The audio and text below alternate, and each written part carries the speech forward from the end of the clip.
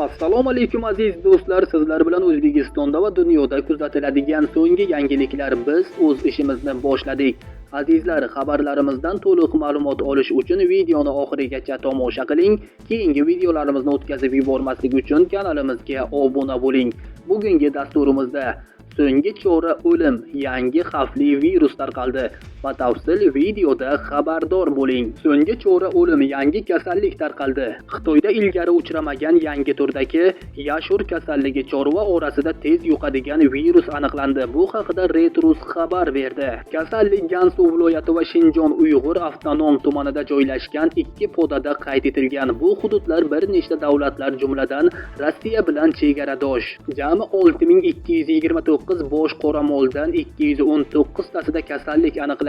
Shundan so'ng zararlangan barcha hayvonlar yo'q qilingan va fermalarda to'liq dezinfeksiya ishlari o'tkazilgan. Laboratoriya tekshiruvlari bu kasallik SARS-1 turiga mansub ekani ko'rsatgan. Bu tur Xitoyda ilgari uchramagan va eng muhim muammo shundaki, mamlakatda mavjud vaksinalar aynan shu turga qarshi himoya bermaydi.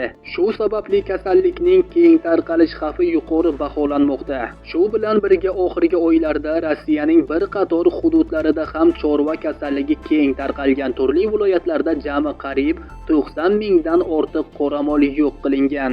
Rasmiylar buni dastlab boshqa kasallik deb baholagan bo'lsa-da, mutaxassislar bu ham yashur bo'lishi mumkinligini aytmoqda. Ularning ta'kidlashicha, yashur juda tez yuqadi va uni to'xtatishning asosiy usuli zararlangan hayvonlarni to'liq yo'q qilish hisoblanadi. Shu sababli bu holat chorvachilik va go'sht, sut mahsulotlari savdosiga jiddiy ta'sir ko'rsatishi mumkin.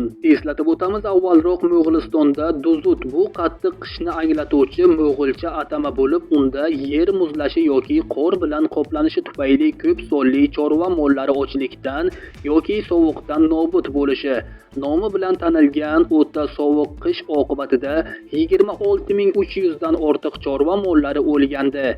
Sizlarga yetkazmoqchi bo'lgan ma'lumotlarimiz shulardan iborat edi. Xayr, salomat bo'ling.